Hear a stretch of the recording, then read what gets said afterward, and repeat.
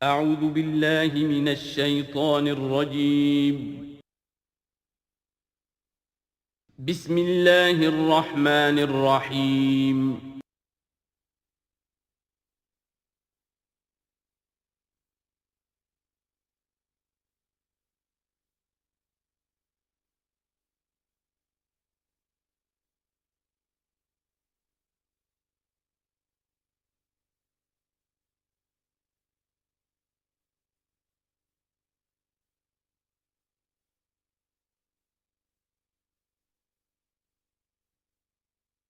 الحمد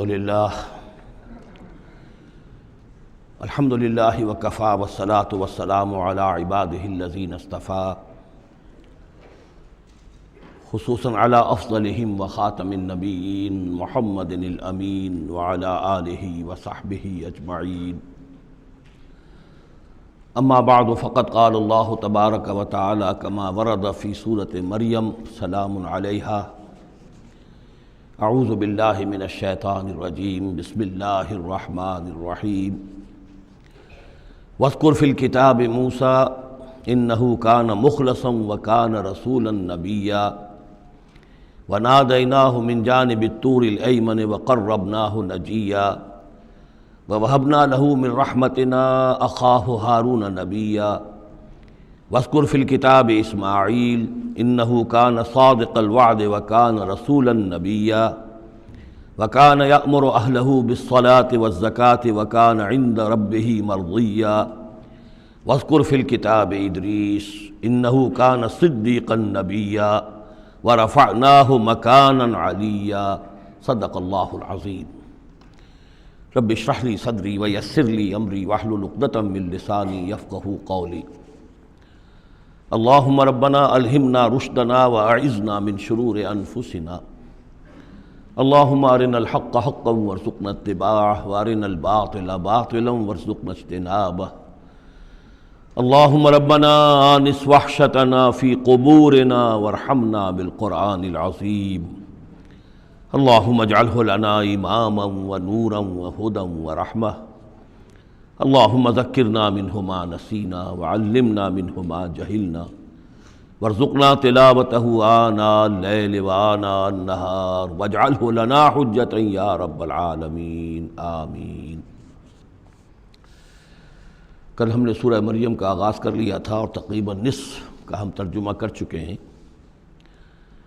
لیکن یہ بات بیان ہونے سے رہ گئی کہ مکی اور مدنی صورتوں کے جس تیسرے گروپ میں اس وقت ہم ہیں، جس کی مکیات کا آغاز ہوا تھا سورہ یونس سے، تو اس میں 9 صورتیں ہم پڑھ چکے ہیں۔ جیسا کہ میں نے عرض کیا، وہ 9 صورتیں تین صورتوں کے سب گروپس کی شکل میں ہیں۔ ہر سب گروپ میں ایک جوڑا ہے جس کے اندر وہ نسبت زوجیت بتمام و کمال موجود ہے، اور ایک منفرد مزاج کی صورت ہے۔ سورہ یونس، سورہ ہود ایک جوڑے کی حیثیت سے، سورہ یوسف منفرد ہے، ایک ہی نبی کے حالات پر پوری صورت جو ہے وہ مشتمل ہے۔ پھر سورہ رعد اور سورہ ابراہیم یہ جوڑے کی شکل میں ہے۔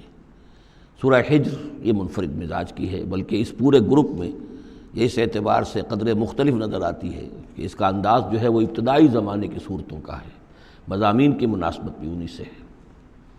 چھوٹی چھوٹی آیتیں ہیں، ردم جو ہے وہ بہت تیز ہے، صوتی آہنگ بہت نمایاں ہے، ڈیوائن میوزک جو ہے، جو ملکوتی غنا ہے، وہ اس میں بہت نمایاں ہے۔ پھر 3 صورتیں، سورہ نحل سب سے بڑی ہے اس سب گروپ میں، یہ منفرد مزاج کی ہے، لیکن اس کے بعد سورہ بنی اسرائیل اور سورہ کہف یہ ایک نہایت حسین و جمیل جوڑا ہے۔ اب پھر 3 صورتیں جو آ رہی ہیں، سورہ مریم، پھر سورہ طٰہٰ، سورہ انبیاء۔ یہاں بھی معاملہ وہی ہے کہ ان میں سے 2 صورتیں جو ہیں سورہ مریم اور سورہ انبیاء، ان میں بڑی گہری مشابہت ہے، اور یہ قصص النبیین کے انداز میں یہاں تذکرہ ہے انبیاء کرام کا، انباء الرسل کے انداز میں نہیں ہے۔ وہ جو انداز سورہ کہف، سورہ اعراف میں ہم نے دیکھا، سورہ ہود میں ہم نے دیکھا کہ رسول آئے، انہوں نے دعوت دی، قوم نے انکار کیا، قوم ہلاک کر دی گئی، یہ انداز جو انباء الرسل، ایام اللہ، اس کا نہیں ہے۔ لیکن یہ کہ ایک جو ہے اس سب گروپ میں منفرد صورت ہے، اور وہ ہے سورہ طٰہٰ۔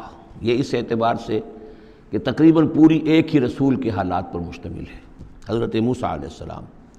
8 میں سے 5 رکوع مسلسل جو ہیں وہ حضرت موسیٰ علیہ السلام کے حالات پر ہیں، اور ان کی ایک نسبت جو معنوی قائم ہو جاتی ہے اس سورہ مبارکہ کی سورہ یوسف کے ساتھ، وہ یہ ہے کہ تاریخی اعتبار سے ہمیں معلوم ہے کہ حضرت یوسف علیہ السلام کے زمانے میں بنی اسرائیل مصر میں جا کر آباد ہوئے، اور حضرت موسیٰ علیہ السلام کے ذریعے سے اللہ تعالیٰ نے انہیں پھر جو مصر میں فرعونیوں نے انہیں جو اپنا غلام بنا لیا تھا اس غلامی سے نجات دلائی، اور وہ واپس مصر سے نکل کر پھر اپنے آبائی وطن جو ہے سمجھیے جو حضرت ابراہیم کا مسکن تھا یعنی فلسطین کی طرف روانہ ہوئے۔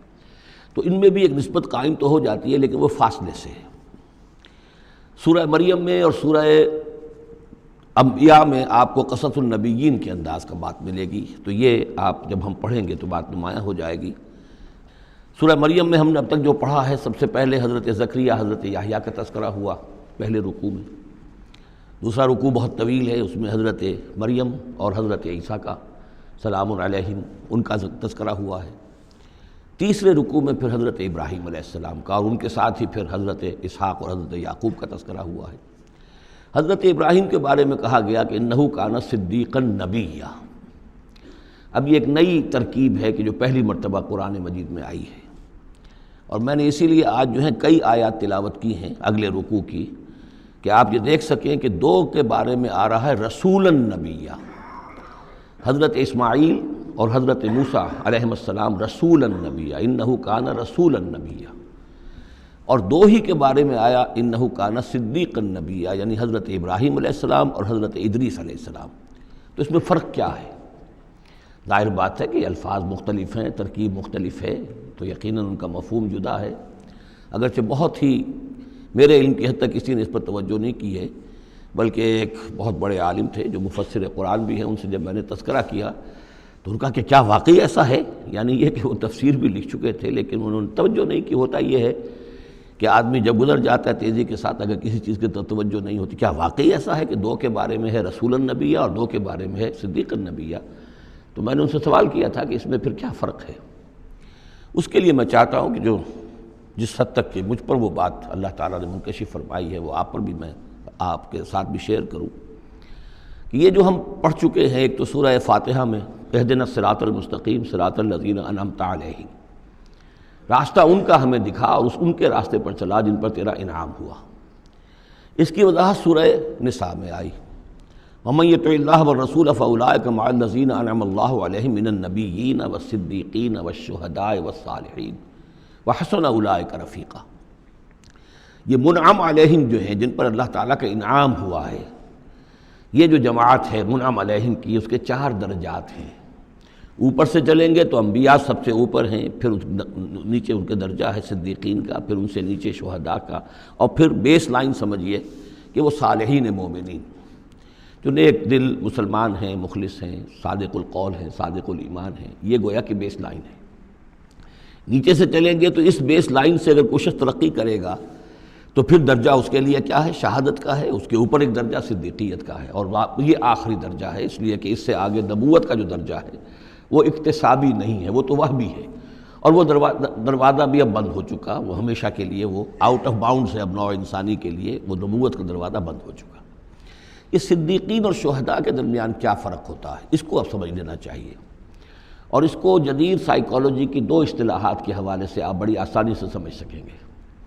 اللہ تعالیٰ نے عام طور پر انسانوں کو 2 مختلف مزاجوں پر بنایا ہے، ایکسٹروورٹس، انٹروورٹس۔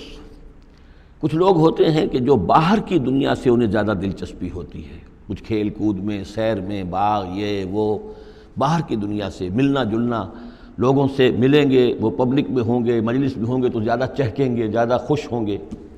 کچھ لوگ برعکس مزاج کے ہوتے ہیں، وہ درومبی قسم کے لوگ ہوتے ہیں، انٹروورٹس۔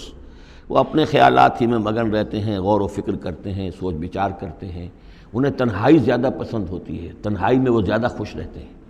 تو یہ ایکسٹروورٹس اور انٹروورٹس 2 مزاج ہیں بنیادی طور پر، اللہ تعالیٰ نے بنائے ہیں مختلف مزاج جو ہیں۔ اور ایک ہوتی ہے تیسری ایک کیفیت کہ جس میں یہ دونوں چیزیں بڑے توازن کے ساتھ ہو، ایمبیورٹ۔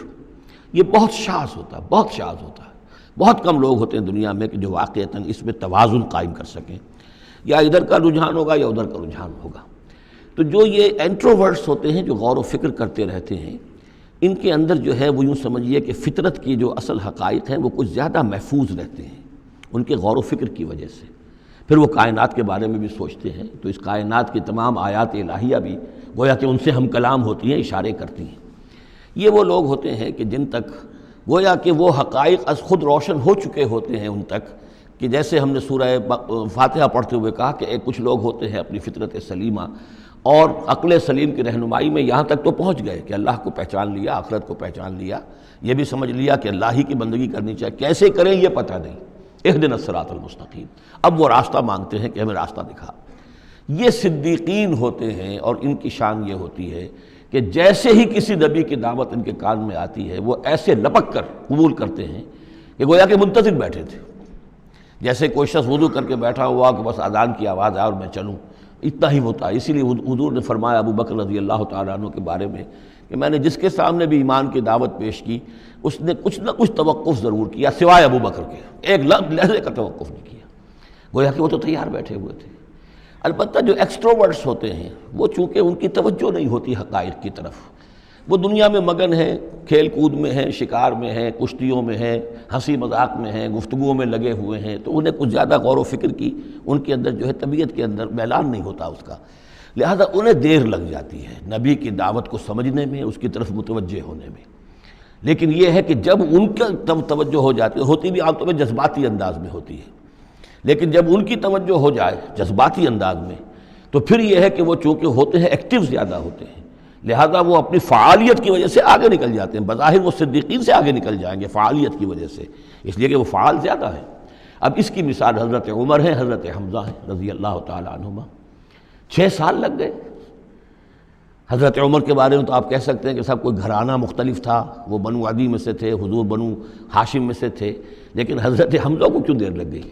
6 سال، سگے چچا ہیں، دودھ شریک بھائی ہیں، ساتھ کے کھیلے ہم جولی ہیں، نہایت محبت کرنے والے حضور سے، اور اسی کیفیت کے اندر وہ ایمان لائے ہیں کہ ایک روز آئے باہر سے، شکار کھیل کر آ رہے تھے، کئی دن باہر رہے تھے، واپس آئے تو ابھی گھر میں داخل نہیں ہوئے تھے، لونڈی نے کہا کہ آج تو ابو جہل نے بڑی گستاخی کی ہے آپ کے بھتیجے کے ساتھ، اور بس یہ سنتے ہی آگ بگولا ہو کر گئے ہیں، کمان جا کے ماری ابو جہل کے سر میں کہ تم نے یہ کیا ہے، اور اسی وقت کا اچھا میں اس پر ایمان لایا، آؤ کرو مقابلہ تم، یہ ان کے ایمان کا معاملہ ہے۔ تو یہ حمزہ ہیں، اس طرح حضرت عمر ہیں، چلے تھے حضور کو قتل کرنے کے ارادے سے، لیکن اپنی بہن کے اندر جو دیکھی، اس کے اندر یہ کہاں سے اتنی استقامت آ گئی کہ بھائی جان چاہے آپ ہمیں قتل کر دیں، جان سے مار دیں، لیکن اب یہ جو دین ہم نے قبول کیا اس کو ہم چھوڑنے والے نہیں ہیں۔ بہنوئی کو تو مار مار کے لہو لہان کر دیا تھا سعید ابن زید کو، بہن کو بھی مارا ہے، لیکن پھر اچانک بدل گئے۔ پھر وہی عمر جو ہے جو تلوار ننگی لے کے چلا تھا قتل کرنے کے ارادے سے، گردن میں تلوار حمائل کیے ہوئے، جیسے غلام ہوتے ہیں، ان کے ہاں غلاموں کا رواج یہ تھا، ان کی تلواریں گردنوں میں حمائل ہوتی تھی، وہ آ رہا ہے اور ایمان لا رہا ہے۔ تو یہ ہے شہداء، صدیقین اور شہداء۔ تو اب مزاج جو ہے انبیاء میں بھی آپ کو ملے گا، کچھ لوگوں کا مزاج شہداء سے مناسبت رکھتا ہے۔ حضرت اسماعیل کا آپ نے سنا ہوگا، یہ واقعات قصوں میں آتے ہیں، وہ شکار جیسے کہ حضرت حمزہ کی کیفیت ہے، وہ نکل جاتے تھے، حضرت ابراہیم 2 مرتبہ گئے ہیں، ملاقات ہی نہیں ہوئی، اس لیے کہ وہ اپنے شکار پر نکلے ہوئے تھے۔ اس طرح کا معاملہ حضرت اسماعیل کا تھا۔ حضرت موسیٰ بھی جلالی مزاج کے آدمی تھے، ایک آدمی کو مکہ مارا ہے اور اس کی جان نکال دی ہے۔ حضرت ابراہیم وہ دوسری قسم، وہ صدیق النبی، ان کے مزاج جو ہے وہ اس نوعیت کا، صدیقیت کے ساتھ مناسبت رکھنے والا۔ تو نبوت تو ان کو بھی ملی، نبوت ان کو بھی ملی، لیکن مزاجی فرق کی وجہ سے ایک صدیق نبی ہے اور ایک رسول نبی ہے، اس لیے کہ رسول کے ساتھ جو لفظ مناسبت رکھتا ہے وہ شہادت ہے۔ تمام رسول شاہد بنا کر بھیجے گئے ہیں۔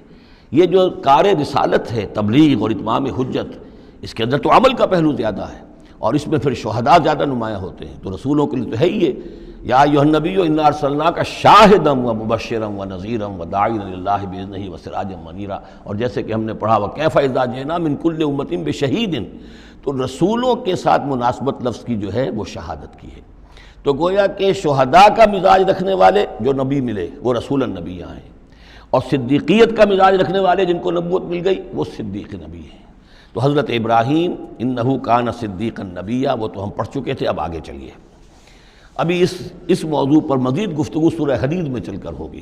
اولئک ھم الصدیقون والشہداء عند ربہم، اس کے جو دوسرے رکوع کے آخر میں یہ آیت آئی ہے، تو وہاں جا کر انشاءاللہ اس کے سلسلے میں مزید کچھ گفتگو ہوگی۔ وَاذْكُرْ فِي الْكِتَابِ موسیٰ، اور کتاب میں تذکرہ کیجئے موسیٰ کا، اِنَّهُ كَانَ مُخْلَصًا، یقیناً ہم نے اسے خاص اپنا بنا لیا تھا۔ اس کی تفصیل آگے آ جائے گی سورہ طٰہٰ کے اندر۔ وَكَانَ رَسُولًا نَبِيًّا، اور وہ رسول نبی تھے۔ وَنَادَيْنَاهُ مِن جَانِبِ الطُّورِ الْأَيْمَنِ، اور ہم نے اس کو پکارا، اس سے بات کی، اس کو بلایا طور پہاڑ کے داہنی جانب سے۔ وَقَرَّبْنَاهُ نَجِيًّا، اور اسے قریب ہم نے بلایا سرگوشی کے لیے۔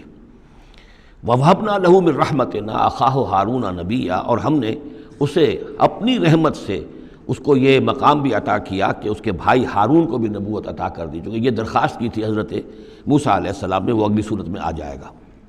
وَاذْكُرْ فِي الْكِتَابِ اسماعیل، اور ذرا تذکرہ کیجئے کتاب میں اسماعیل کا بھی، اِنَّهُ كَانَ صَادِقَ الْوَعْدِ، یقیناً وہ بڑے وعدے کے سچے تھے۔ اور خاص طور پر اشارہ ہو رہا ہے اتنا بڑا وعدہ جو حضرت ابراہیم سے اپنے والد سے انہوں نے کیا تھا کہ یا ابت افعل ما تؤمر ستجدنی انشاءاللہ صابرا، ابا جان کر گزریے جو بھی آپ کو اللہ کی طرف سے حکم آ رہا ہے، مجھے ذبح کرنے کا حکم ہے، ذبح کر دیجئے، انشاءاللہ آپ مجھے صابر پائیں گے۔ تو وہ آخری وقت تک انہوں نے اپنے اس وعدے کو نبھایا اور گردن جو ہے رکھ دی کہ چلائیے چھری۔ صادق الوعد وکان رسول النبی، اور وہ بھی مزاجی اعتبار سے جو میں نے عرض کیا ہے، حضرت حمزہ چونکہ ویسے بھی نسل میں حضرت اسماعیل کی نسل میں سے ہیں، تو اگر آپ دیکھیں گے تو بہت ہی ان کے درمیان شخصیت کی مشابہت نظر آئے گی۔ رسول النبی، وہ رسول نبی تھے۔ وکان یامر اہلہ بالصلاۃ والزکاۃ وکان عند ربہ مرضیہ، اور وہ حکم دیتے تھے اپنے گھر والوں کو نماز کا بھی اور زکوٰۃ کا بھی، اور وہ اپنے رب کے نزدیک بہت ہی پسندیدہ تھے، بہت ہی اللہ تعالیٰ کو کے منظور نظر کہہ لیجیے، مرضیہ۔ وَاذْكُرْ فِي الْكِتَابِ ادریس، اور تذکرہ کیجئے کتاب میں ادریس کا بھی۔ یہ ادریس علیہ السلام جو ہے یہ ایک نبی ہیں کہ جو حضرت آدم اور حضرت نوح کے مابین گزرے ہیں۔ حضرت آدم اور حضرت نوح کے مابین ایک اور نبی بھی گزرے ہیں، قرآن مجید میں ذکر نہیں ہے، تورات میں، شیس علیہ السلام۔ تو نبی تو یہ ہیں حضرت آدم پہلے نبی، پھر یہ دو اور نبی ہیں حضرت ادریس۔ اس تورات میں ان کا نام حنوک ہے، شیس کا نام سیس ہے، وہ تو ٹھیک ہے، اور قرآن مجید میں ان کا تذکرہ بھی نہیں ہے، لیکن حضرت ادریس کا حنوک نام ہے وہاں۔ لیکن یہ کہ یہ دونوں ہیں درمیان میں حضرت آدم اور حضرت نوح علیہ السلام، پہلے رسول حضرت نوح علیہ السلام ہے، یہ دونوں نبی ہیں صرف۔ وَاذْكُرْ فِي الْكِتَابِ ادریس، اور تذکرہ کیجئے کتاب میں، اس قرآن میں، ادریس کا، اِنَّهُ كَانَ صِدِّيقًا نَبِيًّا، یقیناً وہ بھی صدیق نبی تھے، مزاجاً ان کا بھی وہی حضرت ابراہیم کے ساتھ مناسبت، صدیقیت والا مزاج۔ وَرَفَعْنَاهُ مَكَانًا عَلِيًّا، اور ہم نے انہیں اٹھایا تھا بہت بلند مقام تک۔ اب یہ اٹھانا جو ہے، ویسے تو بعض لوگوں کا خیال ہے کہ شاید وہ بھی حضرت عیسیٰ علیہ السلام کی طرح رفع سماوی ان کی ہوئی ہے، چوتھے آسمان میں حضور کی ان سے ملاقات ہوئی ہے شب معراج میں، لیکن ایک مفہوم اس کا یہ بھی ہے کہ اونچا مقام دینا، بلند مقام دینا، اس لیے کہ یہاں الہ نہیں ہے، وہاں جو ہے وہ رافعک الیہ، جہاں کہا گیا حضرت عیسیٰ کے بارے میں تمہیں اٹھانے والا ہوں اپنی طرف، تو اس سے مفہوم جو ہے بہت معین ہو جاتا ہے، یہاں ضروری نہیں ہے کہ وہ مفہوم لیا جائے۔ اولئک الذین انعم اللہ علیہم، دیکھیے وہی لفظ آ گیا، اب یہ ہیں وہ لوگ جن پر انعام فرمایا ہے اللہ نے، من النبیین، انبیاء میں سے۔ اب ہم کیونکہ منعم علیہم کے 4 طبقات تھے، ان میں سے یہ انبیاء کا تذکرہ ہو رہا ہے سب کا۔ من النبیین من ذریۃ آدم، اولاد آدم میں سے، وممن حملنا مع نوح، اور پھر بعد ان میں سے ان کی نسل میں سے ہیں جنہیں ہم نے نوح کے ساتھ اس کشتی میں سوار کرایا، ومن ذریۃ ابراہیم، اور پھر ذریت ابراہیم میں سے ہیں ان کی اولاد سے، و اسرائیل، اور حضرت یعقوب کی نسل سے ہیں، وممن ہدینا واجتبینا، اور جنہیں کہ ہم نے ہدایت دی اور جنہیں ہم نے چن لیا، پسند کر لیا۔ اذا تتلی علیہم آیات الرحمن، ان کی کیفیت یہ ہوتی تھی کہ جب رحمان کی آیات ان کو پڑھ کر سنائی جاتی تھیں، خروا سجدا و بکیا، تو وہ گر پڑتے تھے اللہ کی جناب میں سجدہ کرتے ہوئے، روتے ہوئے۔ فخلف من بعدہم خلف، پھر ان کی جگہ پر بعد میں آ گئے، ان کے جانشین ہوئے، ان کے وارث ہوئے ایسے ناخلف لوگ۔ یہ خلف کا لفظ جب آتا ہے لام کی جزم کے ساتھ، تو ناخلف یعنی ایسے لوگ کہ جو اپنے اسلاف کے کردار اور ان کی بزرگی جو ہے اس کو برباد کرنے والے، تباہ کرنے والے، ان کی نیک نامی کو بٹا لگانے والے ہوں، ناخلف۔ فخلف من بعدہم خلف، پھر ان کی اولاد میں سے ایسے ناخلف بھی پیدا ہوئے، اضاعوا الصلاۃ، جنہوں نے نماز کو تو ضائع کر دیا، واتبعوا الشہوات، اور خواہشات کی پیروی کی، شہوات، خواہشات، جذبات، فسوف یلقون غیا، تو عنقریب ان کی ملاقات ہو جائے گی گمراہی کے ساتھ، یعنی گمراہی کا جو انجام ہے یہ اس سے دو چار ہو جائیں گے۔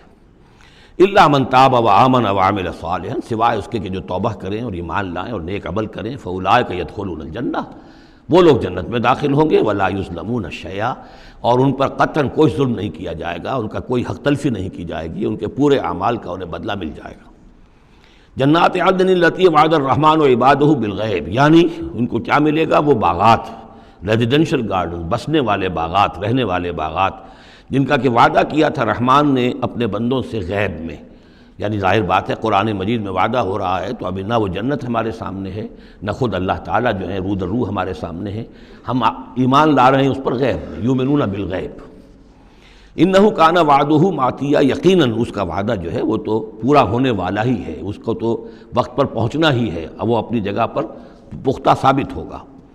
لا یسمعون فیہا لغوا الا سلاما، وہ نہیں سنیں گے اس میں کوئی لغو بات، بس صرف سلام ہی سلام، ہر طرف سے فرشتے آ رہے ہیں تو سلام، قیلا سلاما سلاما۔ وَلَهُمْ رِزْقُهُمْ فِيهَا بُكْرَةً وَعَشِيًّا، اور ان کے لیے ان کا رزق ہوگا اس میں صبح بھی اور شام کو بھی۔ تِلْكَ الْجَنَّةُ الَّتِي نُورِثُ مِنْ عِبَادِنَا مَنْ كَانَ تَقِيًّا، یہ ہے وہ جنت جس کو کہ ہم جس کے وارث بنائیں گے ہم اپنے بندوں میں سے ان کو کہ جو متقی ہوں گے، خدا ترس ہوں گے، اللہ سے ڈرنے والے ہوں گے۔ وَمَا نَتَنَزَّلُ إِلَّا بِأَمْرِ رَبِّكَ، اور اے نبی ہم نہیں نازل ہوتے مگر آپ کے رب کے حکم سے۔ لَهُ مَا بَيْنَ أَيْدِينَا وَمَا خَلْفَنَا وَمَا بَيْنَ ذَلِكَ وَمَا كَانَ رَبُّكَ نَسِيًّا، اسی کے اختیار میں ہے جو کچھ ہمارے سامنے ہے اور جو کچھ ہمارے پیچھے ہے اور جو ان دونوں کے مابین ہے، اور اے نبی آپ کا رب بھولنے والا نہیں ہے۔ یہ بہت اہم مضمون ہے، اور در حقیقت ایک مضمون کا یوں سمجھیے کہ سلسلہ شروع ہو رہا ہے جس کی پہلی کڑی یہ ہے۔ اس کو یوں سمجھیے کہ حضور صلی اللہ علیہ وسلم کو جو قرآن مجید سے شغف تھا اور محبت تھی اور شوق تھا آپ کا، تو جو وقفہ پڑ جاتا تھا وہی میں، وہ آپ پر بڑا شاخ گزرتا تھا۔ آپ چاہتے تھے کہ وہی جلدی جلدی آئے تاکہ آپ اس سے اور اپنے وجود پرنور کو مزید منور کریں۔ آپ جو ہے قرآن مجید سے جو آپ کو عشق تھا اس کے بنا پر اس میں آپ کو اجلت رہتی تھی کہ جلدی آئے قرآن۔ تو اس حوالے سے آپ نے حضرت جبرائیل سے شکوہ کیا کہ آپ وقفے وقفے سے آتے ہیں، ہم انتظار کرتے رہتے ہیں۔ اس کا یہ جواب ہے جو جہاں دیا جا رہا ہے، وَمَا نَتَنَزَّلُ إِلَّا بِأَمْرِ رَبِّكَ، اے نبی ہم اپنی مرضی سے نہیں نازل ہو سکتے، ہم نہیں نازل ہوتے مگر آپ کے رب کے حکم سے۔ لَهُ مَا بَيْنَ أَيْدِينَا، یہ بہت ہی یعنی یوں سمجھیے کہ گہرے الفاظ ہیں۔ لَهُ مَا بَيْنَ أَيْدِينَا وَمَا خَلْفَنَا، جو ہمارے آگے ہے اس کا اختیار بھی اللہ ہی کا ہے، جو ہمارے پیچھے ہے اس کا اختیار بھی اللہ ہی کا ہے۔ وَمَا بَيْنَهُمَا وَمَا بَيْنَ ذَلِكَ، آگے اور پیچھے کے مابین کون ہے پھر؟ ہم، میں، میرا وجود، میرے آگے میرے پیچھے، اور ان دونوں کے درمیان کون ہے؟ میں گویا کہ بالکلیہ اللہ تعالیٰ کے حکم کے تابع ہوں۔ فرشتے کی یہی شان ہے کہ فرشتہ جو ہے یفعلون ما یؤمرون، جو حکم ملتا ہے، لا یعصون اللہ ما امرہم، ان کا معاملہ یہ ہے کہ جو بھی اللہ کا حکم ہے گویا کہ وہ تو اس سے سرتابی نہیں کرتے، سرے منہ اس میں فرق نہیں ڈالتے۔ وَمَا نَتَنَزَّلُ إِلَّا بِأَمْرِ رَبِّكَ، ہم نہیں اترتے یا اتر سکتے مگر آپ کے رب کے حکم سے، جب اسی کی مصلحت اور اسی کی مشیت ہوتی ہے وہ وحی دے کر ہمیں بھیجتا ہے۔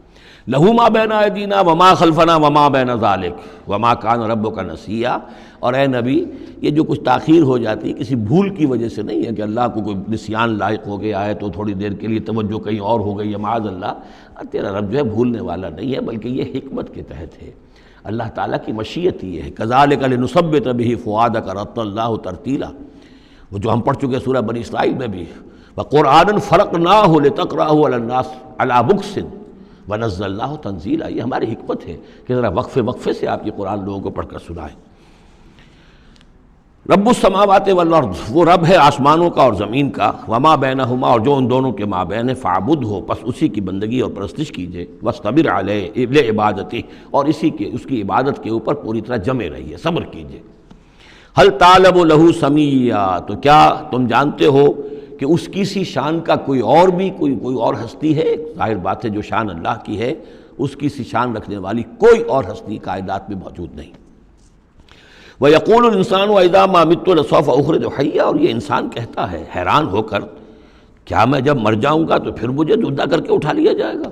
یعنی یہ وہ لوگ ان میں سے کہ جو بعث بعد الموت کے منکر تھے۔ میں نے بارہا آپ کو بتایا کہ اکثر و بیشتر تو وہ مانتے تھے، لیکن وہ کہتے تھے کہ وہاں ہمیں چھڑانے والے ہیں، ہمارے شفعاء ہیں، ہؤلاء شفعاؤنا عند اللہ، تو بعث بعد الموت کے وہ منکر نہیں تھے، لیکن ایک طبقہ ان میں ایسے لوگوں کا بھی تھا۔ اب یہ ان کی بات ہو رہی ہے۔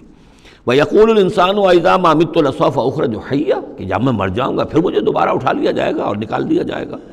اولا یذکر الانسان، تو کیا اس انسان کو یہ یاد نہیں ہے، انا خلقناہ من قبل ولم یک شیئا، کہ وہ کچھ بھی نہیں تھا اور ہم نے اسے پیدا کیا ہے، تو کیا مشکل ہے ہمارے لیے دوبارہ اس کو پیدا کر دینا؟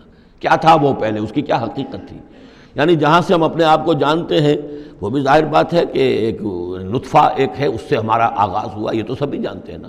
تو اس سے اللہ تعالیٰ نے اگر انسان بنا دیا ہے تو کیا اللہ تعالیٰ دوبارہ تمہیں پیدا نہیں کر سکتا؟ فَوَرَبِّكَ، تو قسم ہے تیرے رب کی، لَنَحْشُرَنَّهُمْ وَالشَّيَاطِينَ، ہم جمع کریں گے ان سب کو بھی اور تمام شیطانوں کو، ثُمَّ لَنُحْضِرَنَّهُمْ حَوْلَ جَهَنَّمَ جِثِيًّا، اور پھر ہم سب کو جمع کر لیں گے جہنم کے گرد کہ یہ اپنے گھٹنوں کے بل گرے ہوئے ہوں گے۔ ثم لننزعن من كل شيعة أيهم أشد على الرحمن عتيا، پھر ہم ہر گروہ میں سے، ہر قوم میں سے پھر نکالیں گے کون ہیں وہ جو سب سے زیادہ اکڑنے والے تھے رحمان کے مقابلے میں۔ بلاؤ ادھر سے ابو جہل کو اور بلاؤ ادھر سے عقبہ ابن ابی معیط کو، ہر گروہ میں سے جو سب سے زیادہ اللہ کا کی اس کے ساتھ گستاخی کرنے والا اور سب سے زیادہ تکبر کرنے والا تھا، پھر اس کو آگے نکال کر نمایاں کیا جائے گا۔ ثم لنحن اعلم بالذین هم اولی بها صلیہ، پھر ہم خوب جانتے ہیں ان لوگوں کو کہ جو بہت زیادہ قابل ہوں گے اور سب سے پہلے داخل ہونے والے ہوں گے اس جہنم کے اندر۔ وَإِن مِّنكُمْ إِلَّا وَارِدُهَا كَانَ عَلَىٰ رَبِّكَ حَتْمًا مَّقْضِيًّا، اور تم میں سے کوئی بھی نہیں ہے مگر یہ کہ اسے ایک مرتبہ جہنم پر آنا ہوگا، یہ فیصلہ ہے تیرے رب کا حتمی، طے شدہ، حتماً مقضیہ۔ اس کا جو مفہوم سمجھا گیا ہے میں اسے اتفاق کرتا ہوں کہ اصل میں وہ پل صراط جس کا تذکرہ جو ہے آئے گا سورہ حدید میں بھی اور پھر سورہ تحریم میں بھی، جس کو ہم پل صراط کہہ دیتے ہیں، الصراط ہے وہ، یہی صراط مستقیم جس پر ہم چل رہے ہیں، یہ عالم برزخ کے اندر جا کر اور قیامت کے دن جو ہے یہی پل صراط بن جائے گا اور یہ جہنم کے اوپر ہوگا، گویا کہ اس پر سے گزر کر لوگ داخل ہوں گے جنت کے اندر، تاکہ مشاہدہ کر لیں کہ اللہ تعالیٰ نے کس چیز سے ہمیں بچایا ہے۔ اور وہاں پر جو جہنمی ہیں وہ ٹھوکریں کھا کھا کر اس میں گرتے جائیں گے چونکہ ان کے پاس روشنی نہیں ہوگی۔ یہ مضمون جو ہے کھل کر آئے گا سورہ حدید میں اور سورہ تحریم میں۔ تو یہ فرمایا کہ آنا تو ہر ایک کو پڑے گا، ہر انسان کا گزر اس پر ہوگا، تاکہ اور اس میں یہ کہ یقیناً جو بچا لیے جائیں گے ان کے دل میں کس قدر اللہ تعالیٰ کی اس رحمت کا اور مغفرت کی قدر کتنی ہوگی کہ اللہ نے ہمیں کس انجام سے بچایا ہے۔ وَإِن مِّنكُمْ إِلَّا وَارِدُهَا كَانَ عَلَىٰ رَبِّكَ حَتْمًا مَّقْضِيًّا ثُمَّ نُنَجِّي الَّذِينَ اتَّقَوْا، پھر وہاں سے ہم نجات دے دیں گے، بچا کر لے جائیں گے ان لوگوں کو جنہوں نے کہ تقویٰ کی روش اختیار کی تھی دنیا میں، وَنَذَرُ الظَّالِمِينَ فِيهَا جِثِيًّا، اور چھوڑ دیں گے ظالموں کو اسی میں پڑے ہوئے، وہ وہاں پر پڑے جائیں گے، گرتے جائیں گے اور اہل ایمان اور اہل تقویٰ نکل جائیں گے۔ وَإِذَا تُتْلَىٰ عَلَيْهِمْ آيَاتُنَا بَيِّنَاتٍ، اور جب انہیں ہماری روشن آیات پڑھ کر سنائی جاتی ہیں، قَالَ الَّذِينَ كَفَرُوا لِلَّذِينَ آمَنُوا، تو کہتے ہیں یہ کافر لوگ اہل ایمان سے، اَيُّ الْفَرِيقَيْنِ خَيْرٌ مَّقَامًا وَأَحْسَنُ نَدِيًّا، دونوں جماعتوں میں سے، دونوں گروہ میں سے کن کے مکان و مقام بہتر ہیں اور کن کی مجلسیں بہت اچھی ہیں۔ یعنی اے مسلمانوں دیکھو تم اور تمہارے رسول محمد صلی اللہ علیہ وسلم اور ان کے گرد جو لوگ بیٹھے ہوتے ہیں، نہ ان کے پاس دنیاوی دولت ہے، نہ حیثیت ہے، نہ وجاہت ہے، ایک ہم ہیں۔ دیکھو ذرا ابو جہل کی مجلس جا کے دیکھو کتنی آباد ہے، بڑے بڑے چودھری لوگ آ کر اس کے پاس بیٹھتے ہیں۔ ذرا کہیں جا کر ولید بن مغیرہ کی چوپال دیکھو، اس کی چوپال جو ہے اس کی کیا شان ہے۔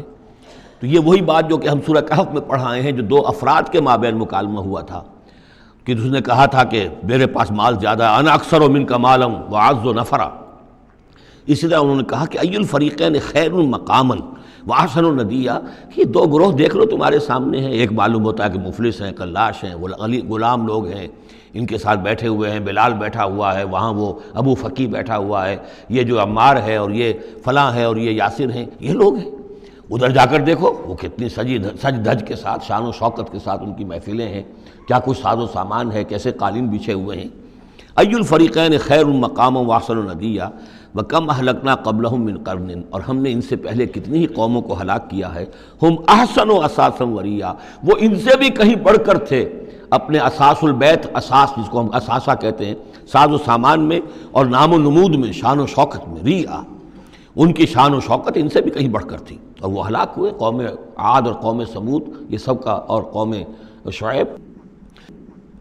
قل من کان فی الضلالۃ فلیمدد لہ الرحمن مدا، اے نبی ان سے کہہ دیجئے جو شخص بھی ضلالت میں، گمراہی میں ہے، تو اللہ کا یہ طریقہ ہے، قاعدہ ہے کہ اللہ تعالیٰ اسے پھر اور ڈھیل دیتا ہے، رسی دراز کرتا ہے، اس کو اور نعمتیں دے دیتا ہے۔ حتیٰ اذا رأوا ما یوعدون، یہاں تک کہ جب اچانک وہ وقت آ جائے گا کہ جس کے ان کو دھمکی دی جا رہی ہے، اما العذاب و اما الساعہ، یا تو دنیا میں عذاب آ جائے، عذاب ہلاکت، عذاب استحصال، یا قیامت، فسیعلمون، تب وہ جان لیں گے، من ہوا شر مکانا واضعف جندا، کہ کون ہے جو اپنے مقام اور مرتبے کے اعتبار سے بدتر ہے، اور کون ہے کہ جو لشکر اور اپنے لاؤ لشکر کے اعتبار سے کمزور تر ہے۔ اس وقت پتہ چلے گا کہ محمد زیادہ طاقتور تھے صلی اللہ علیہ وسلم یا ابو جہل زیادہ طاقتور تھا۔ آخرت میں جا کر حقیقت کھل جائے گی۔ اس وقت تو یہ ایک سراب ہے، نظر آ رہا ہے، ایک ڈرامہ ہے، کھیل ہو رہا ہے، حقیقت جو ہوگی وہ منکشف ہو جائے گی اس دن۔ وَيَزِيدُ اللَّهُ الَّذِينَ اهْتَدَوْا هُدًى، اور اللہ تعالیٰ ان لوگوں کی ہدایت میں اضافہ کرتا ہے جو ہدایت کی راہ اختیار کریں۔ اللہ بڑھاتا ہے ان لوگوں کو ہدایت میں کہ جنہوں نے ہدایت اختیار کی۔ والباقیات الصالحات خیر عند ربک ثوابا وخیر مردا، اور یقیناً نیک باقی رہنے والے تو وہ نیک عمل ہے۔ یہ مال و دولت باقی رہنے والا نہیں ہے، یہ تو یہیں کی شے یہیں رہ جائے گی۔ باقیات الصالحات، بقا اگر ہے، دوام ہے، انسان کے ساتھ اس عالم آخرت میں جانے والی کوئی شے ہے تو باقیات الصالحات ہے، وہ تو نیک کام ہے۔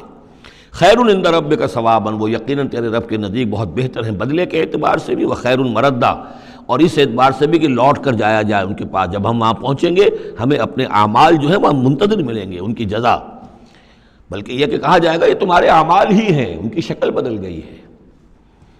افرأیت الذی کفر بآیاتنا وقال لأوتین مالا وولدا، تو کیا تم نے دیکھا اس شخص کو جو ہماری آیات کا تو کفر کرتا ہے اور کہتا ہے مجھے تو لازماً ملے گا، مال بھی ملے گا اور اولاد بھی ملے گی۔ یہ وہی بات سمجھ لیجیے سورہ کہف میں آ چکی ہے کہ اس نے کہا تھا وَلَئِن رُدِدتُّ إِلَىٰ رَبِّي لَأَجِدَنَّ خَيْرًا مِّنْهَا مُنقَلَبًا، تم جو ہو جوتیاں پھٹکار رہے ہو یہاں پر بھی، تمہیں وہاں بھی کچھ نہیں ملنا۔ اگر واقعی آخرت ہو ہی گئی، اول تو مجھے گمان نہیں، میں نہیں سمجھتا کہ وَمَا أَظُنُّ السَّاعَةَ قَائِمَةً وَلَئِن رُدِدتُّ إِلَىٰ رَبِّي لَأَجِدَنَّ خَيْرًا مِّنْهَا مُنقَلَبًا، تو مجھے وہاں پر بھی اچھا ہی ملے گا جیسے یہاں اچھا ملا ہوا ہے۔ وہی اسی طرح یہ ہے کہ ان کا ہمیں تو وہاں پر بھی ملے گا، آخرت میں بھی بہت سا مال بھی ملے گا، اولاد بھی ملے گی۔ اطلاع الغیب، یہ دنیا بھی مراد ہو سکتی ہے لیکن میرے نزدیک آخرت ہی مراد ہے۔ اطلاع الغیب، کیا وہ غیب پر مطلع ہو چکا ہے، اس نے جھانک کر دیکھ لیا ہے غیب کو؟ ام اتخذ عند الرحمن عہدا، یا وہ کوئی رحمان سے عہد لے چکا ہے، پکا قول و قرار لے چکا ہے جس پر اس یقین سے کہہ رہا ہے کہ اسے تو مال بھی ملے گا اور اولاد بھی ملے گی۔ کلا، ہرگز نہیں۔ سنکتب ما یقول، جو کچھ یہ کہہ رہا ہے وہ ہم لکھ لیں گے تاکہ جواب دہی پوری کرنی پڑے کہ کیا کیا بکواس تم کیا کرتے تھے۔ وَنَمُدُّ لَهُ مِنَ الْعَذَابِ مَدًّا، اور پھر عذاب کے اندر ہم اس کے اضافہ کرتے چلے جائیں گے، عذاب کو اس کے لیے کھینچتے چلے جائیں گے۔ وَنَرِثُهُ مَا يَقُولُ، اور جو کچھ وہ کہہ رہا ہے اس کے وارث تو ہم ہوں گے، سارا مال دنیاوی سامان جو بھی کچھ ہے وہ تو ہماری وراثت میں آ جائے گا۔ وَيَأْتِينَا فَرْدًا، اور وہ جب آئے گا ہمارے سامنے ہماری عدالت میں پیش ہونے کے لیے تو ایک فرد کی حیثیت سے آئے گا، نہ اولاد ساتھ ہوگی، نہ مال، نہ خدم، نہ حشم، نہ قوم، نہ ہم نشین، نہ حاشیہ نشین، کوئی نہیں ہوگا۔ وَاتَّخَذُوا مِن دُونِ اللَّهِ آلِهَةً، انہوں نے اللہ کے سوا کچھ اختیار کر لیے ہیں اپنے معبود، لِيَكُونُوا لَهُمْ عِزًّا، تاکہ وہ ان کے مددگار بنے، ان کے لیے سہارا بنے، پشت پناہ بنے، اللہ کے ہاں انہیں کچھ چھڑا سکے عذاب سے۔ کلا، ہرگز نہیں۔ سَيَكْفُرُونَ بِعِبَادَتِهِمْ، وہ تو ان کی عبادت کا انکار کریں گے، جیسا کہ پہلے بھی آ چکا ہے، وہ فرشتے ہوں، اولیاء اللہ ہوں، انبیاء ہوں، حضرت عیسیٰ ہوں، شیخ عبد القادر جیلانی ہوں، کوئی بھی ہو، ان کا تو وہ تو کفر کریں گے، تم کیا کہہ رہے ہو، ہمیں تو معلوم بھی نہیں تھا کہ تم ہم سے دعائیں کرتے رہے اور ہمیں سمجھتے رہے کہ ہم تمہیں چھڑا لیں گے۔ سَيَكْفُرُونَ بِعِبَادَتِهِمْ، وہ انکار کریں گے ان کی عبادت کا۔ وَيَكُونُونَ عَلَيْهِمْ ضِدًّا، اور وہاں ان کے مخالف ہوں گے، انہیں وہاں پر پروسیکیوٹ کروائیں گے۔ أَلَمْ تَرَ أَنَّا أَرْسَلْنَا الشَّيَاطِينَ عَلَى الْكَافِرِينَ تَعُزُّهُمْ عَزًّا، کیا تم نے دیکھا نہیں کہ ہم کافروں پر شیاطین کو بھیجتے رہتے ہیں، یعنی یہ کہ یہ شیاطین جن جو ہیں یہ ان پہ حملہ آور ہوتے رہتے ہیں اور انہیں خوب ابھارتے رہتے ہیں گناہوں کے اوپر، اور انہیں اور سرکشی کے اوپر آمادہ کرتے رہتے ہیں۔ وجہ کیا ہے کہ خود انہوں نے شیطان کی رفاقت کو اختیار کی ہے۔ فلا تعجل علیہم، اب یہ مضمون یہاں دوسری مرتبہ آ گیا، عجلت نہیں، فلا تعجل علیہم۔ ایک تو فرمایا قرآن مجید کے ضمن میں عجلت نہ کیجیے، اس کی جو بھی تنزیل ہے وہ اللہ تعالیٰ کی حکمت کے تحت جو اس میں تدریج ہے اسی کو آپ سمجھیے کہ خیر اسی میں ہے، آپ کا شوق اپنی جگہ ہے، لیکن یہ کہ ایک دوسری بات فلا تعجل علیہم، ان کے بارے میں بھی آپ جلدی نہ کیجیے، ایسا نہ ہو کہ آپ کے دل میں یہ خیال آئے کہ اب ان کفار مکہ کی رسی جو ہے مزید دراز نہیں ہونی چاہیے، اب ان کو پکڑ لیا جانا چاہیے، انہوں نے حد کر دی ہے۔ جس طریقے سے کہ حضور کو زج کیے ہوئے تھے وہ ہم دیکھتے چلے آ رہے ہیں سورہ انعام سے، لیکن اے نبی جلدی نہ کیجیے۔ فلا تعجل علیہم، ان کی مخالفت، علی یہاں پر آ رہا ہے، فلا تعجل علیہم انما نعد لہم عدا، ہم ان کی پوری گنتی کر رہے ہیں، ایک ایک عمل ان کا لکھا جا رہا ہے، ہر چیز کا ان کو جواب دہی کرنی ہوگی، ہر چیز کی ان کو سزا مل جائے گی، لیکن یہ کہ ہمارے ہر کام کے اندر جو بھی فطری تدریج ہے، اس کی جو توقیت ہے، اس کا جو نظام ہم نے بنا رکھا ہے، وہ اسی کے مطابق ہوگا۔ یوم نحشر المتقین الی الرحمن وفدا، یاد کرو جس دن کہ ہم جمع کریں گے اہل تقویٰ کو، وہ رحمان کی طرف آئیں گے مہمانوں کی صورت میں، جیسے مہمانوں کا استقبال ہوتا ہے، وفد آیا ہے۔ وَنَسُوقُ الْمُجْرِمِينَ إِلَىٰ جَهَنَّمَ وِرْدًا، اور جو مجرم ہیں انہیں ہم دھکیلیں گے، دھکے دیں گے، ہانک کر لے جائیں گے جہنم کی طرف، جیسے کہ کوئی پیاسے جانور جاتے ہیں گھاٹ کی طرف۔ لا يملكون الشفاعة الا من اتخذ عند الرحمن عہدا، کسی کے بھی کوئی شفاعت کام نہیں آئے گی سوائے اس کے کہ جس نے رحمان کے پاس اپنا ایک مقام حاصل کر لیا ہے، یعنی ایک شخص جو ہے بنیادی طور پر اللہ کے ساتھ اس نے اپنا عہد نبھایا ہو، اللہ کی بندگی کر رہا ہو، کوئی خطائیں ہو گئی ہیں، کوئی غلطیاں ہو گئی ہیں، جیسے کوئی پھسل جاتا ہے، کوئی کمزور بھی ہوتا ہے انسان، ایسے لوگوں کے لیے تو شفاعت مفید ہو سکتی ہے، لیکن جو سرے سے اس عہد کی خلاف ورزی کر رہے ہوں، جو بجائے مشرق کے ان کا رخی مغرب کی طرف ہو، بجائے کعبے کے ان کا رخی جو ہے کسی اور شے کی طرف ہو، تو ظاہر بات ہے کہ ان کے لیے شفاعت نہیں ہے۔ وَقَالُوا اتَّخَذَ الرَّحْمَنُ وَلَدًا، اور انہوں نے ایک اور عقیدہ گھڑ لیا ہے کہ رحمان نے اپنے لیے اولاد اختیار کی ہے۔ لَقَدْ جِئْتُمْ شَيْئًا إِدًّا، دیکھو تم نے یہ بہت بڑی بھاری بات کہی ہے، یہ بہت بڑی گستاخی ہے اللہ کی جناب میں، اور کتنی بھاری گستاخی ہے ذرا نوٹ کیجئے الفاظ، تَكَادُ السَّمَاوَاتُ يَتَفَطَّرْنَ مِنْهُ، قریب ہے کہ آسمان پھٹ پڑے تمہاری اس گستاخی پر، وَتَنشَقُّ الْأَرْضُ، اور قریب ہے کہ زمین شق ہو جائے، وَتَخِرُّ الْجِبَالُ هَدًّا، اور یہ پہاڑ جو ہے دھماکے کے ساتھ گر پڑے، أَن دَعَوْا لِلرَّحْمَنِ وَلَدًا، کہ انہوں نے رحمان کے لیے بیٹا قرار دیا، بیٹی قرار دی۔ مشرکین عرب نے فرشتوں کو خدا کی بیٹیاں بنا دیا، عیسائیوں نے حضرت مسیح کو خدا کا بیٹا بنا دیا، اور یہودیوں نے عزیر کو خدا کا بیٹا بنا دیا۔ ان دعوا للرحمن ولدا وما ينبغي للرحمن ان يتخذ ولدا، رحمان کے تو یہ شایان شان ہی نہیں ہے کہ وہ کسی کو اولاد بنائے۔ یہ اس کی وضاحت میں کر چکا ہوں کہ اولاد کی ضرورت اس کو ہوتی ہے جو خود فانی ہو۔ ہمیں معلوم ہے ہم مر جائیں گے، ہمارا نام و نشان مٹ جائے گا، اولاد کے ذریعے سے ہمارا نام زندہ رہے گا۔ یہ اصل میں ایک اپنی ہی تسلسل انسان سمجھتا ہے کہ میری ہستی کا تسلسل ہے، میری اولاد گویا کہ میرا اپنی بقا کی ایک شکل ہے، اس لیے کہ یہ انسان کے اندر ہے۔ مجھے یاد ہے جب ہم پڑھتے تھے کالج میں تو الفا ایک کمپنی ہوتی تھی لاہور میں جو فائل کورز وغیرہ بناتی تھی نوٹ بکس کے، تو اس میں پیرامڈس کے عنوان سے جو بہترین الفاظ لکھے ہوئے تھے اب بھی مجھے یاد ہیں، still and resolute, calm and self-possessed, still and resolute. The pyramids echo unto eternity, the defiant cry of man's will to survive and conquer the storms of time. کہ یہ جو ان لوگوں نے فرائضہ نے اتنے بڑے بڑے پیرامڈز بنا دی، کائے کے لیے بنا دیے؟ تاکہ ہمارا نام رہے، ہم تو نہیں ہوں گے، نام رہے گا۔ تو گویا کہ انسان کے اندر ایک خواہش ہے بقا کی، وہ اپنا دوام چاہتا ہے۔ یہ اسے پتا ہے کہ میری ذاتی طور پر تو میرا دوام ہے، تو میں کوئی عمارت بنا دوں، میرا نام جو ہے اس کے حوالے سے دنیا کے اندر رہے۔ اور یہی معاملہ اولاد کا ہے کہ اولاد سے انسان کو سب سے زیادہ جو اس کو خواہش ہوتی ہے وہ اپنا بقا، اپنا تسلسل، وہ سمجھتا ہے کہ میری اپنی کنٹینیوٹی ہے کہ جو میری اولاد کے ذریعے سے۔ ظاہر بات ہے کہ اللہ ہمیشہ خود باقی رہنے والا ہے، تو اس کے شایان شان ہی نہیں ہے کہ وہ کسی کو اپنی اولاد بنائے، اسے کوئی ضرورت ہی نہیں ہے۔ تو تمہارے لیے ہے معاملہ کہ تم فانی ہو، لہذا تمہیں ضرورت ہے کہ کوئی تمہارا نام لیوا باقی رہے۔ وما ينبغي للرحمن ان يتخذ ولدا ان كل من في السماوات والارض الا آتي الرحمن عبدا، نہیں ہے کوئی بھی آسمانوں اور زمین میں کوئی بھی مگر یہ کہ وہ حاضر ہوگا رحمان کی عدالت میں بندے کی حیثیت سے، کسے باشد، جبکہ ہمیں معلوم ہے کہ محمد الرسول اللہ صلی اللہ علیہ وسلم بھی حاضر ہوں گے تو بندے کی حیثیت سے، عبدہ ورسول، عبد۔ اور حضور فرماتے ہیں کہ اس روز میدان حشر میں لواء الحمد بیدی، میرے ہاتھ میں ہوگا حمد کا جھنڈا، اور اس روز جو میں حمد کروں گا اللہ کی وہ آج نہیں کر سکتا۔ اللہ تعالیٰ کی حمد بیان کریں گے محمد الرسول اللہ عدالت خداوندی میں کھڑے ہو کر۔ تو معلوم یہ ہوگا کہ جو بھی آئے گا بندہ بن کر آئے گا، وہ عیسیٰ ہوں یا عیسیٰ ابن مریم انت قلت للناس اتخذونی وامی الہین من دون اللہ، یہ سوال کیا جائے گا کہ نہیں؟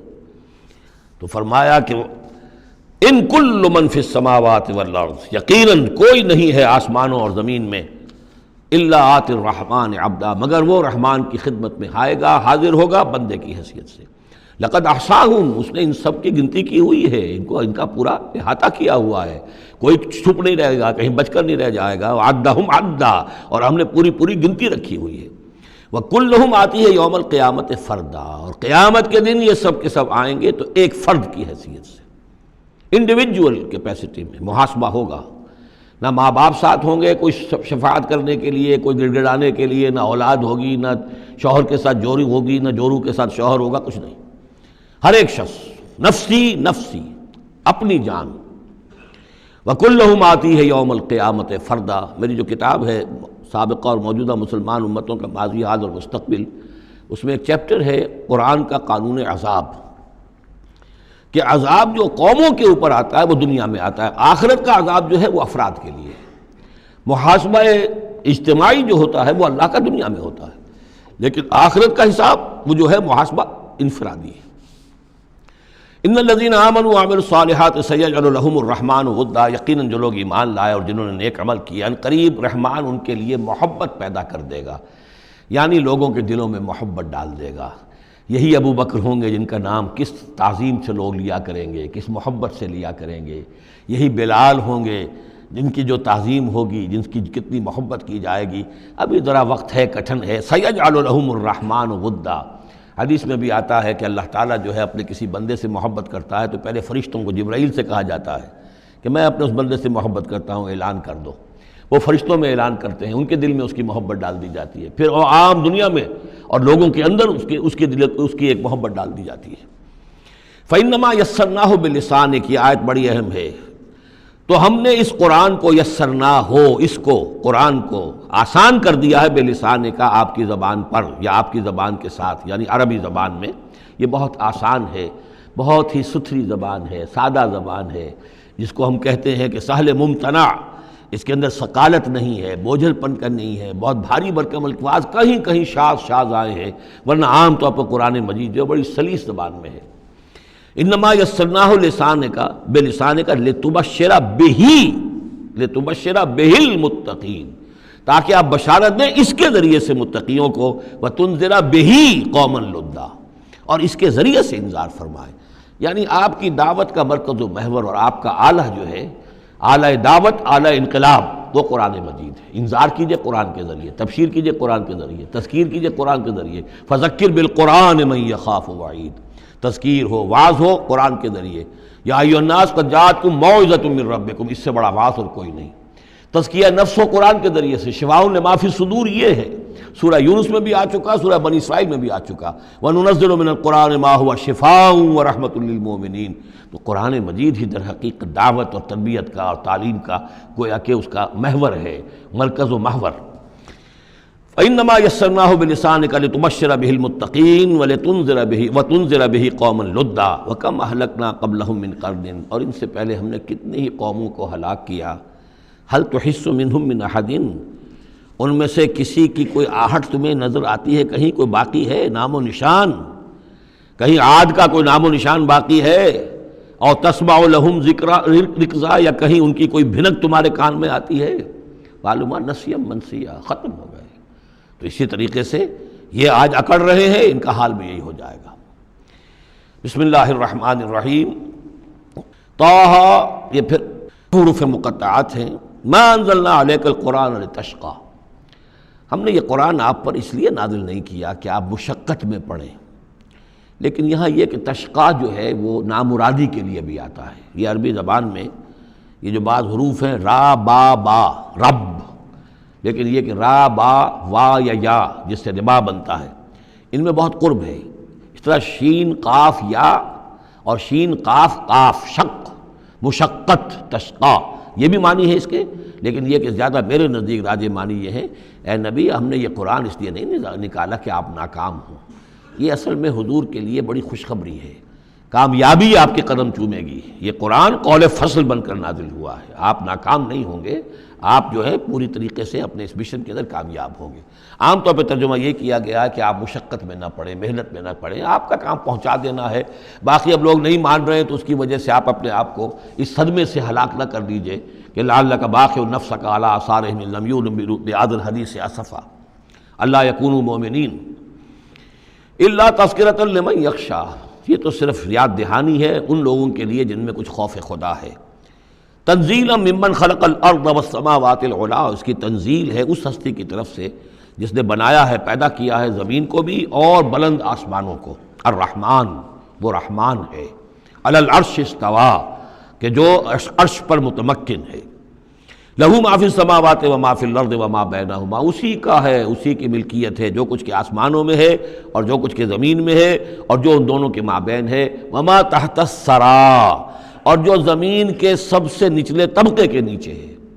یہ سرا جو ہے گیلی زمین، اور گیلی زمین کے نیچے جو کیا ہے زمین کے اندر، وہ بھی سب اللہ کا ہے۔ وَإِن تَجْهَرْ بِالْقَوْلِ، اور اگر تم بلند آواز سے کوئی بات کرو دعا کرتے ہوئے اللہ تعالیٰ کے ساتھ یا کچھ اور مناجات کرتے ہو، فَإِنَّهُ يَعْلَمُ السِّرَّ وَأَخْفَى، بلند کرو گے تب بھی وہ تو سنتا ہے، لیکن وہ تو جانتا ہے سر کو بھی اخفا کو بھی، ہر چھپی ہوئی بات کو اور نہایت مخفی بات کو۔ اخفا جو ہے باب یوں سمجھیے کہ افعل التفصیل، سب سے چھپی ہوئی چیز اس کو جانتا ہے۔ اللہ لا الہ الا ہو، وہ اللہ ہے جس کے علاوہ کوئی معبود نہیں۔ لہ الاسماء الحسنی، تمام اچھے نام اسی کے ہیں۔ اب یہاں سے شروع ہو گیا حضرت موسیٰ علیہ السلام کا قصہ۔ وَهَلْ أَتَاكَ حَدِيثُ موسیٰ، اور کیا تم تک پہنچ چکی ہے موسیٰ کی خبر، موسیٰ کے حالات۔ اذ رأى نارا، جب وہ مدین سے واپس آ رہے تھے اپنی اہلیہ کے ساتھ تو انہوں نے دیکھا کہ کچھ آگ ہے۔ اذ رأى نارا، رات، اندھیری رات تھی، سردی کا موسم تھا، تو یہ کہ شاید راستہ بھی اس وقت کچھ گم سا ہو گیا تھا۔ دیکھا آگ ہے۔ رأى نارا فقال لأہلہ، انہوں نے کہا اپنے گھر والوں سے، امکثوا، آپ ذرا ٹھہریے یہاں پر انتظار کریں، انی آنست نارا، مجھے آگ نظر آئی ہے، لعلی آتیکم منہا بقبس، یہ بھی ہو سکتا ہے کہ میں وہاں سے کوئی چنگاری لے آؤں تاکہ یہاں ہم آگ روشن کر لیں تو سردی میں اس کو آگ کو تاپ بھی سکیں گے۔ او اجد علی النار ہدی، یا جو آگ کی جگہ پر میں پہنچوں تو وہاں سے مجھے رہنمائی بھی مل جائے کہ صحیح راستہ کون سا ہے، ہم کسی غلط راستے پر تو نہیں بھٹک آئے۔ فلما اتاہا، جب پہنچے اس آگ کے قریب، نودی یا موسیٰ، تو آواز آئی، ندا کی گئی، اے موسیٰ انی انا ربک، یہ جسے تم آگ سمجھ کر آئے ہو، اس آگ کے پردے میں تو خود میں ہوں، میں تیرا رب ہوں، انی انا ربک، میں تیرا پروردگار ہوں، فخلع نعلیک، اپنی جوتیاں اتار دو، انک بالوادی المقدس طویٰ، اس لیے کہ اس وقت تم ایک بڑے پاک وادی میں، مقدس میں، طویٰ میں ہو۔ وانا اخترتک، اور میں نے تمہیں اختیار کر لیا ہے، پسند کر لیا ہے، چن لیا ہے، ایک بڑے مشن کے لیے تمہارا سلیکشن ہو گیا ہے۔ فاستمع لما یوحیٰ، تو اب ذرا توجہ سے سنو جو وحی تم پر کی جا رہی ہے۔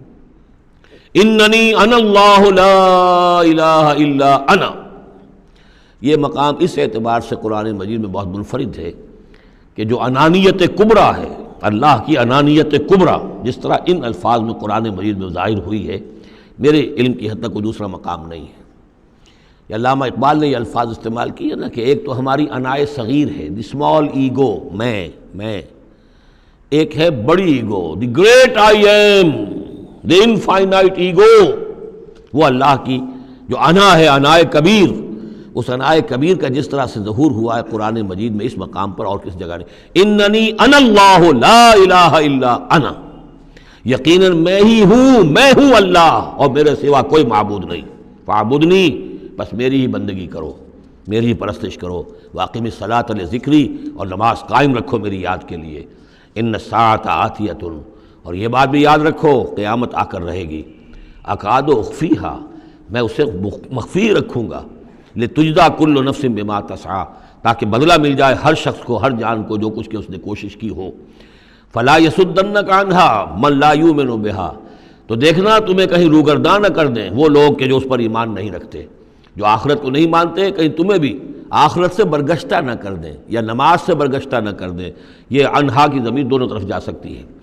واتبع ہواہ، وہ لوگ کہ جو اس سے آخرت سے خود جو ہے روگردان ہے اور جنہوں نے کہ اپنی خواہشات کی پیروی کی ہوئی ہے، فتردا، تو تم بھی ہلاک ہو جاؤ گے اور تم بھی گڑھے میں گرو گے۔ وما تلک بیمینک یا موسیٰ، اور اے موسیٰ تمہارے یہ داہنے ہاتھ میں کیا ہے؟ قال ہی عصائی، کہا یہ میرا عصا ہے، اتوکا علیہا۔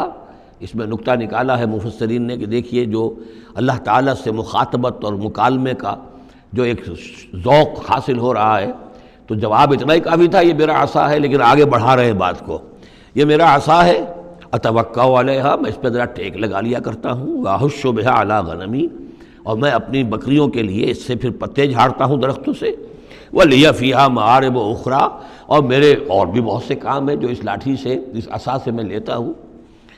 قال القها یا موسیٰ، فرمایا ذرا ڈال دو زمین پر اس کو اے موسیٰ، فالقاها، تو انہوں نے ڈال دیا، فَإِذَا هِيَ حَيَّةٌ تَسْعَىٰ، تو وہ تو دیکھتے ہی دیکھتے ایک سانپ بن گیا، چلتا ہوا دوڑتا ہوا۔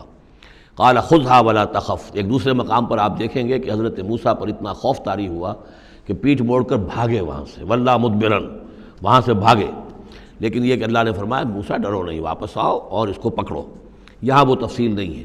قال خذها ولا تخف، فرمایا اس کو پکڑ لو اور ڈرو نہیں، سنعیدها سیرتها الاولیٰ، ہم اسے لوٹا کر واپس لے جائیں گے اس کی پرانی شکل پر، پرانی سیرت پر۔ وَاضْمُمْ يَدَكَ إِلَىٰ جَنَاحِكَ، اور ذرا اپنا ہاتھ جو ہے وہ اپنی بغل کے ساتھ ملاؤ، تخرج بیضاء، پھر جب نکالو گے تو وہ نکلے گا بالکل سفید ہو کر روشن، من غیر سو، بغیر اس کے کہ اس میں کوئی بیماری پیدا ہوئی، وہ برس نہیں ہوگا، اس میں برس نہیں بلکہ یہ کہ بغیر کسی مرض کے وہ چمکتا ہوا ہوگا سفید۔ آیتن اخری، یہ دوسری نشانی ہے۔ تو یہ دو نشانیاں ہم نے تمہیں دی ہیں، لنریک من آیاتنا الکبریٰ، تاکہ ہم دکھائیں تمہیں اپنی بڑی نشانیاں، ان میں سے کچھ نشانیاں، یہ دو نشانیاں ہم نے دی ہیں۔ اذهب الی فرعون انہ طغیٰ، اب جاؤ فرعون کی طرف، وہ بہت سرکش ہو گیا ہے، اس کی سرکشی جو ہے وہ اب حد سے تجاوز کر رہی ہے، تو جاؤ اور اسے دین کی دعوت دو، خیر کی دعوت دو، اور خاص طور پر یہ بھی کہو کہ بنی اسرائیل پر ظلم نہ کرے، اور انہیں واپس جانے دے جہاں سے وہ آئے تھے، فلسطین سے۔ قال رب اشرح لی صدری، یہ دعا بڑی اہم ہے اور ہر شخص کو یاد ہونی چاہیے، جو بھی کوئی بھی دین کی دعوت کا کام کرنا چاہے تو اس کے لیے یہ دعا جو ہے اس کو یاد کرنا۔ حضرت موسیٰ نے دعا کی، پروردگار میرے ذرا سینے کو کھول دے اس کے لیے، اس کام کے لیے، اس بڑے مشن کے لیے جو میرے حوالے کر رہا ہے۔ وَيَسِّرْ لِي أَمْرِي، اور یہ بھاری کام جو ہے اسے میرے لیے آسان کر دے۔ وَاحْلُلْ عُقْدَةً مِّن لِّسَانِي، اور میری زبان میں لکنت ہے، اے پروردگار اس لکنت کو، اس عقدے کو کھول دے۔ یفقہوا قولی، تاکہ وہ میری بات اچھی طرح سمجھ سکیں۔ لکنت والا شخص جو ہے ظاہر بات جب گفتگو کرتا ہے تو لوگوں کو سمجھنے میں دقت ہوتی ہے۔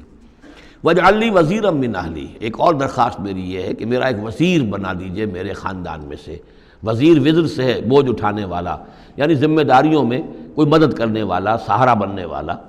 تو وَاجْعَلْ لِي وَزِيرًا مِّنْ أَهْلِي، میرے اپنے خاندان میں سے، ہارون اخی، اور خود اس سجسٹ کر دیا میرے بھائی ہارون کو اس کام میں، اشدد بہ اذری، اس کے ذریعے سے میری کمر کو مضبوط کر دے، اور اشرکہ فی امری، واشرکہ فی امری، اسے میرے اس کام میں شریک کر دے، کہ نسبحک کثیرا، تاکہ ہم دونوں مل کر پھر تیری تسبیح کریں کثرت کے ساتھ، ونذکرک کثیرا، اور تیرا ذکر کریں کثرت کے ساتھ، انک کنت بنا بصیرا، یقیناً پروردگار تو ہمیں دیکھ رہا ہے ہمارے حالات سے، تو خود جو ہے وہ چشمدید گواہ ہے۔ قال قد اوتیت سؤلک یا موسیٰ، فرمایا کہ ٹھیک ہے موسیٰ، گرانٹڈ، یور ریکویسٹ گرانٹڈ، قد اوتیت سؤلک یا موسیٰ، اے موسیٰ جو تم نے سوال کیا، جو درخواست کی، وہ سب ہم نے منظور کی۔ وَلَقَدْ مَنَّا عَلَيْكَ مَرَّةً أُخْرَىٰ، اور ہم نے تو تم پر ایک مرتبہ اور بہت بڑا احسان کیا تھا۔ اِذْ أَوْحَيْنَا إِلَىٰ أُمِّكَ مَا يُوحَىٰ، جبکہ ہم نے تمہاری ماں کو وحی کی تھی جو تمہیں وحی کی جا رہی ہے۔ اب تمہیں ہم بتا رہے ہیں کہ ہم نے اس وقت کیا وحی کی تھی۔ وہ وحی کیا تھی؟ کیونکہ اس زمانے میں بھی طے تھا کہ تمام جو ہے بنی اسرائیل میں جو بیٹا بھی پیدا ہو اس کو قتل کر دیا جائے، صرف بیٹی کو زندہ رکھا جائے۔ تو بھی حضرت موسیٰ علیہ السلام کی جو والدہ ہیں ان کو اللہ تعالیٰ نے یہ حکم الہام کے ذریعے سے یا وحی کے ذریعے سے جو بھی تھا وہ بھیج دیا تھا۔ اب کہہ دیا تھا اقذفیہ فی التابوت، کہ اس کو ذرا ایک صندوق میں بند کرو، فاقذفیہ فی الیم، اور پھر اسے دریا میں ڈال دو۔ فلیلقہ الیم بالساحل، دریا اسے ساحل پر لے جائے گا، ساحل پر رکھ دے گا۔ یاخذہ عدو لی و عدو لہ، اور پھر وہاں وہ شخص اس کو پکڑ لے گا، اس کو لے لے گا، اس صندوق کو، اور صندوق میں جو بچہ ہے اس کو، جو میرا بھی دشمن ہے اس کا بھی دشمن ہے۔ لیکن یہ کہ ہم بچائیں گے۔ اب اس سے آگے جو ہے حضرت موسیٰ کی والدہ سے کیا کہا، اس سے آگے اب خود اپنی بات شروع کر دی اللہ تعالیٰ نے. یہ اللہ قرآن کا یہ اسلوب ہے، پوری بات نہیں، باقی یہ کہ فل ان دی گیپس، باقی ساری گفتگو جو ہے وہ آپ خود جو ہے اس پورے سیاق و سباق سے سمجھ سکتے ہیں. وَأَلْقَيْتُ عَلَيْكَ مَحَبَّةً مِّنِّي، اور ہم نے اے موسیٰ تمہارے اوپر اپنی خاص ایک محبت کا پرتو ڈال دیا. بڑی موہنی صورت، بڑی موہنی صورت، دیکھتے ہی گرویدہ ہو جائیں.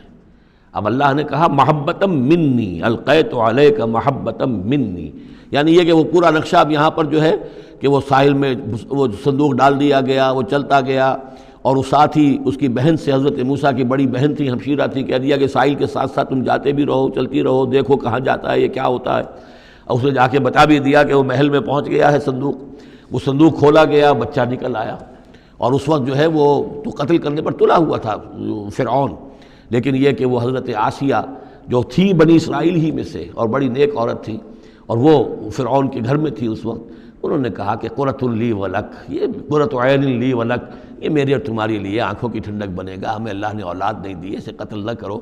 اور ادھر اللہ تعالیٰ نے ایسا ان کے چہرے کے اوپر جو ہے وہ ایسے اثرات پیدا کر دیے تھے کہ دیکھتے ہی کوئی شخص جو ہے وہ بالکل ان کا گرویدہ ہو جائے. وَأَلْقَيْتُ عَلَيْكَ مَحَبَّةً مِّنِّي، میں نے خاص اپنی طرف سے تمہارے اوپر ایک اپنی محبت کا پرتو ڈالا. وَلِتُصْنِعَ عَلَىٰ عَيْنِي، اور یہ اس لیے کیا ہم نے تاکہ دشمن بھی جو تمہارے گرویدہ ہو جائیں اور پھر تمہاری پرورش ہو. تُصْنِعَ، تمہیں بنایا جائے، مصنع جس کو کہتے ہیں کارخانہ. اب وہ کارخانہ تربیت کا کارخانہ محل ہے. تُصْنَعَ عَلَىٰ عَيْنِي، ہماری نگاہوں کے سامنے تمہاری تربیت ہو. اس تمشی اختوں کا، جب تمہاری بہن چلتی ہوئی وہاں تک پہنچ گئی، فَتَقُولُ هَلْ أَدُلُّكُمْ عَلَىٰ مَن يَكْفُلُهُ، ہوا یہ کہ اللہ تعالیٰ نے حضرت موسیٰ علیہ السلام کو حکم دے دیا تھا بچے کی حیثیت ہی سے کہ کسی بھی دائی کا اور دایا کا جو دودھ جو ہے وہ نہ پیے. اب انہوں نے بہت سی عورتیں بلائیں کہ جن کا یہ دودھ پی سکے، تاکہ بچے کو پالنا آخر کیسے پلائیں، لیکن یہ کہ وہ کسی کا دودھ پی نہیں رہا ہے. تو وہ بہن جو اب کھڑی ہوئی دیکھ رہی تھی، اس نے کہا هَلْ أَدُلُّكُمْ عَلَىٰ مَن يَكْفُلُهُ، کیا میں تمہیں بتاؤں، ایک خاندان ہے ایسا کہ جو کفالت کرے گا تمہارے لیے، اس بچے کی پرورش کرے گا. نتیجہ کیا ہوا کہ پھر وہ ماں آئی اور ماں کا دودھ پیا، اور ماں کی گود میں اللہ نے پھر پہنچا دیا حضرت موسیٰ علیہ السلام کو. فَرَجَعْنَاكَ إِلَىٰ أُمِّكَ، تو ہم نے لوٹا دیا تمہیں اے موسیٰ تمہارے ماں کی طرف، کہ تَقَرَّ عَيْنُهَا وَلَا تَحْزَنَ، تاکہ اس کی آنکھ ٹھنڈی رہے اور وہ غم نہ کھائے. اللہ تعالیٰ کو تو اپنے بندوں کے احساسات و جذبات کا اس حد تک پاس ہے کہ پھر اس کی گود جو ہے اس کے اندر اپنا اس کا بچہ پہنچا دیا گیا. فَرَجَعْنَاكَ إِلَىٰ أُمِّكَ كَيْ تَقَرَّ عَيْنُهَا وَلَا تَحْزَنَ، تاکہ اس کی آنکھ ٹھنڈی رہے اور وہ حزن میں مبتلا نہ ہو. وَقَتَلْتَ نَفْسًا، اور اے موسیٰ پھر جب تم جوان ہوئے تو تمہارے ہاتھوں ایک جان قتل ہو گئی تھی، تم نے ایک قبطی کو قتل کر دیا تھا.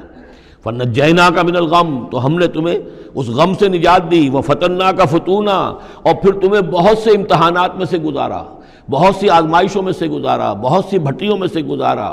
فَلَبِثْتَ سِنِينَ فِي أَهْلِ مَدْيَنَ، یہ سورہ قصص میں آئے گی ساری تفصیل، جس کو یہاں پر 2-3 آیتوں میں بیان کیا گیا ہے، اس کی تفصیل سورہ قصص میں.